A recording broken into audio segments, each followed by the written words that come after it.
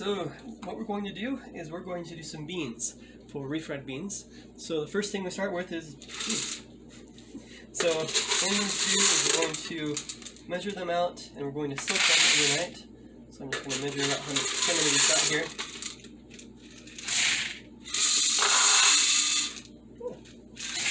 About 3 cups. And I'm going to rinse them out. Get all the dust and dirt and stuff off of them.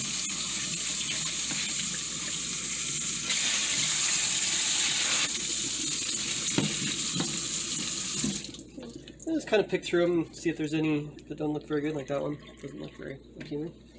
Oh, and they're all over the sink too. No. The strainer's holes are a little bit big for this, but I'm going to kind of see if there's anything else I can see. Doesn't look appealing. Okay, looks good. I'm going to dump it into our Instant Pot. We'll be doing a lot more of this in future videos. That thing's amazing.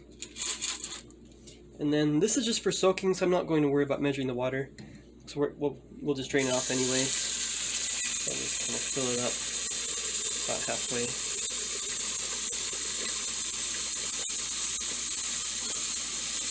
And these are going to sit overnight, and then in the morning they'll be ready to make some refried beans. So I forgot to mention what kind of beans these are. These are pinto beans. They're one of our favorite beans, that and black beans. Just a smaller bean, pretty versatile. There's a lot of stuff you can do with these beans. All right, so now our beans have soaked overnight and for most of the day, but they just need to be soaked overnight. We just didn't have time to do this yet. I'm gonna dump them into the strainer.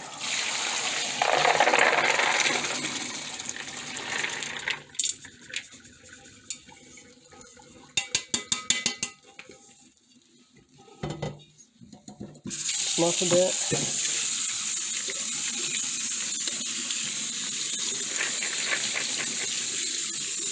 You can see they've grown a little bit since we soaked them.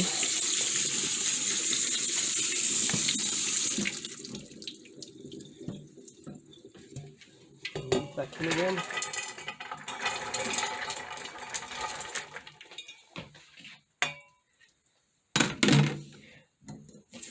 I don't want to fill this up with quite a bit of water because I don't want it to run out of water. So I'm just going to fill it up to the furthest level there.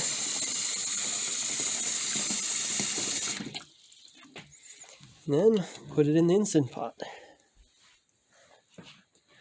So Instant Pot's been great for beans because you can do beans with a crock pot, but then it takes several hours to do it, so it's so much quicker this way. I'm going to take this bean out that's floating. And then just give it a little more salt. Get some flavor in there. And for the refried beans, we're actually going to end up dumping this water out too, since we won't need the water. Stir it up so it dissolves the salt. A little more salt. I want to be able to taste the salt in the water. This gives the beans more flavor.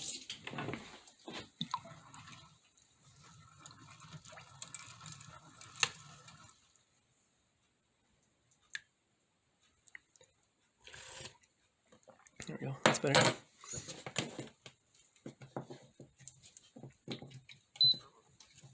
Okay, and then we're going to put the beans in for 20 minutes in the Instant Pot.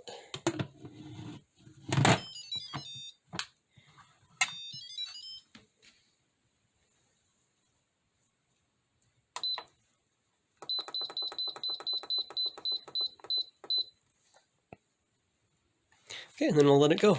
Okay, so Melanie was reminding me something that you want to remember to do. Make sure with your Instant Pot you put it to seal, so it will seal and not just boil and then take forever to go anything. So there we go. So now it's ready to go, and we'll wait for 20 minutes. They're ready. I let them natural reliefs for about well, 30 minutes, really only need about 20 minutes, but it's been sitting here for a little bit. And so we can see the beans are falling apart pretty good. They're really soft, so they're ready for the next step to mash them. So what I'm going to do is I'm just going to pull off a little bit of liquid here, just in case we need some for the beans to give them a little more liquid as we cook them. May or may not need that. We'll see what happens, but it's good to have a little bit to spare there. And then I'm going to strain off the rest of the liquid. Okay, so the beans are strained right now, and they're in the sink just waiting in the strainer. As you can see, they're really steamy. I see the steam coming off of them.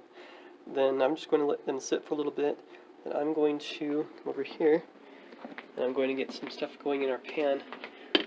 The traditional recipes for refried beans call for lard. We don't have a lot of lard sitting around our house. Well, we don't have any. We usually never get it. So I'm just going to use a little bit of shortening here. I'm going to let the shortening melt down. You don't have to use shortening or lard. A lot of times we don't. Maybe a little bit of vegetable oil just to give a little more flavor and a little bit of different texture, but you can do it without any oil really. It'll still turn out really good. While the shortening's melting, I'm just going to add some garlic. You can always add more. I usually probably would, but this is just what I had sitting on the counter and needed to use, and hadn't grabbed more garlic yet. So I'm just going to let this saute in the shortening. Scrape the side a little bit here.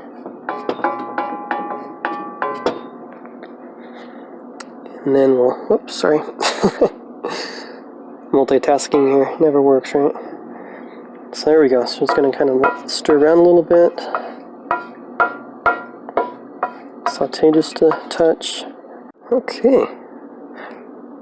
Back checking on the garlic. It's starting to sizzle a little bit there. I'm going to turn it down a little bit.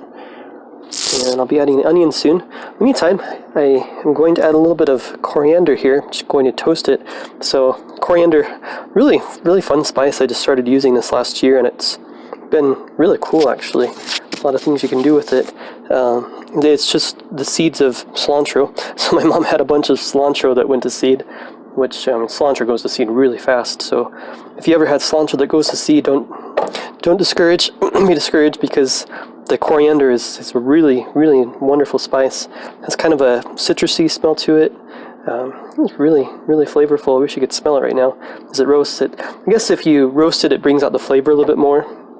So it seems to help, and I'll crush it. Kind of fun though. It's definitely worth it. I was looking at the grocery store, and our grocery store is a small town grocery store, so things are usually a little more expensive, but it's like $6 for a little tiny bottle like that big. So well worth it if you could get your hands on some cilantro that has gone to seed. Just pull the seeds off and store them, and then roast them and grind them. So it's been pretty good. So the garlic's pretty good shape there. I'm going to add the onion puree here to it. Get that melted. Hopefully I don't splatter all over the place here. The water from the onion. Add a little more there. So we just had a lot of onions, what my mom did, from the garden, and had to do something with them to preserve them, so she pureed a bunch and had some in the freezer, so she sent them home with us. But it's kind of handy. We don't use it all the time. Usually we just use fresh onion, but kind of nice for stuff like this. If you just want to have onion flavor and you don't want to have a piece of onion, it works out great for refried beans because, well, like I said, less you have to mash. So we'll get that mixed in here. Let that onion saute a little bit, if it will. The garlic simmer down a little bit more to get it softer. While it simmers, I'm actually adding a little bit of cumin to it. The reason I'm doing that, and I don't know if it makes a big difference, but I read in a book that I love. It's called Salt, Fat, Acid, Heat, and it just talks about the different components in cooking and how like acid affects it, and fat. And one of the things about fat is that the compounds that give us the flavor, the aromatic compounds, actually dissolve better in fat than in water. So my hope is that the fat will actually pick up a lot of the flavor from the cumin. I'm actually going to add a little bit of garlic powder too, since I didn't have a lot of garlic in there. Just let it pick up the flavor from the cumin and the garlic. And if the coriander is ready in time, I'll add that as well and let that simmer a little bit and pick up the flavor. Oh, can't believe it, but I almost forgot the chili powder. Not too much of that. We don't want too much of that in there. We don't really like it spicy here, but of course you gotta have chili powder, right? So there we go. All right, chili powder. And while that simmers down, I'm actually going to add some of our bouillon in there as well. Let that melt a bit. So these are the bouillon cubes. If you see we've got another video up on that, how to make the bouillon cubes. They're really nice. They give a lot of nice flavor to different things. We use them a ton in soups. And all right, so I know you were probably wondering, when is he going to actually dump those beans in there? So here we go. I have dumped the beans in there. I'm going to go ahead and stir them up a bit. Get it all mixed in there with all the sludge, for lack of better terms, I've got in the bottom. And I'll just get them mixed up really well and start them cooking. You can see they're already starting to really mash really well. And let's get it all mixed in with the seasonings and the shortening and everything else that we got in there. And we'll see how it does with, where did I put that? There you are. With our potato masher here. See if we can kind of start to mash them down already. Oh, good. Okay, so I'm just going to mash away here. And mash and mix and mash and mix and mash and mix. And I will be back. Okay, just give me a little update here. So they're mashing really, really well. I've actually had to add, I'm glad I saved this. So I'd add quite a bit of this, oops, sorry, here we go. Watch the camera there too. Quite a bit of this juice in there, so I'm glad I saved it. I've just kind of been mashing it and mixing it, and you can see it's pretty well gotten all the beans mashed out of it. I guess, I mean, if you want to, you can leave full beans, that's not the end of the world. But I want to have it all mashed up really nice, and it's pretty moist. I don't want it to be, I don't want it to be really runny, but I don't want it really dry either. So I'm just gonna keep going. Potato masher is great for this. Now, a disclaimer, most often we actually use the blender. I wanted to do something a little bit different for the video because I think this could give it a little more flavor, but if you're in a hurry, yeah, stick them in the blender. It ends up a little more runny too because you have to have a little more liquid for the blender to mix it and to get it out of there again. So that way it does end up a little bit more on the runny side, but still it works really well, and it's always a lot quicker than doing it this way. Alright, here we go. So there's still little pieces of beans in there, but I'm okay with it. I think it's got a really good consistency, and I'm alright with a little bit of chunky. If you're not, you can go a little bit further, but I like where it's gone. I did turn the heat off because I wanted to kind of give it a chance to cook in all the seasonings and the liquid in there, bring a little more flavor to it, but I didn't want to burn it either, so I did turn the heat off. And so now kind of the final touches here of the flavoring and getting everything just right. I've got some lime juice here. I want to add a little lime juice. I like lime juice. Just add a little extra flavor to it. Kind of brings it a little brighter. Kind of going back to the salt, fat, acid, heat book about just acid and how it helps food. And I've never realized how much like vinegar and stuff really enhances the flavor of food, but it makes a big difference actually in things I wouldn't have used it in typically. I'm going to do more on that book later. But so I'm just going to drizzle a little bit of this lime juice in here.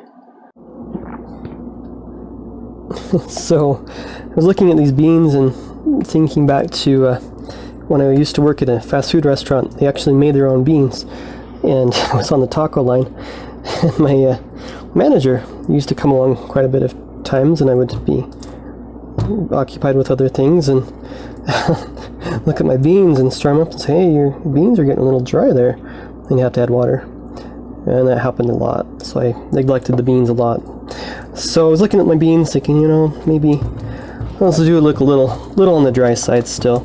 I'm in a little water, so I'm just adding some water here. You don't have to, but this is for you, Scott. Adding some more water to the beans so they look better. So they're not dry beans, one dry beans. So here we go. So yeah, so I think we're pretty well good. A little bit of water in there, mixed up. One more taste test. I added lime juice in there, and we'll see how she tastes.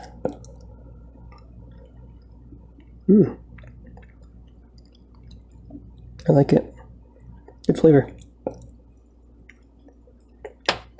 Okay, so I am officially declaring these beans done. I really am glad that I put in the salt. That Melanie reminded me to put in the salt for soaking and for cooking it. I think sometimes the beans, they just don't have a lot of flavor, and I think cooking them in the salt originally really added the flavor. Otherwise, I'd be dumping all kinds of salt in here, but I didn't really need it. One thing I did read that said that adding salt makes it so the beans don't soften up as quickly. I think it was worth it though. I think they still mashed up really well. Maybe they had to cook a little bit longer, but the flavor is so much better. It just really added a lot more flavor to the beans. Have it cook in the salt instead of adding the salt afterwards. So I'm going to try to remember to do that in the future. Certainly don't have to do that, but I think probably would end up using a lot less salt in the long run because a lot of the salt just got rinsed out in the sink there. And just a note on salt, I think a lot of people are really scared of salt, but salt is something that we need. It is an essential nutrient. So I don't know, personally, I'm never afraid to put extra salt in my cooking. You compare how much you actually use in cooking to what's in processed foods, and there's no comparison. There's so much more salt in things that we buy that's processed than when you just add a little extra for cooking. So honestly, unless you're someone that really needs to cut back on your salt, I wouldn't be afraid of salt. It adds a lot more flavor and brings out a lot more flavor too. So that's my get off my soapbox there on salt. I like salt a lot. So there we go. There's the beans. Like I said, I'm going to use these for bean dip tomorrow. I think they should be really good for that. And let me know how your beans turn out. Thanks for watching. Hey Hugo, what you got for us today? Well, hello everybody. I hope you liked this video. I hope you like beans. I like eating beans. They're really yummy. And I hope that you... Rolling what? Oh no. Remember the S word? Sit. No. Subscribe. Oh, I hope you subscribe. I still don't know what that means, but it's really important apparently. And like the video and share it with your friends? Sure. Thanks for watching. Bye.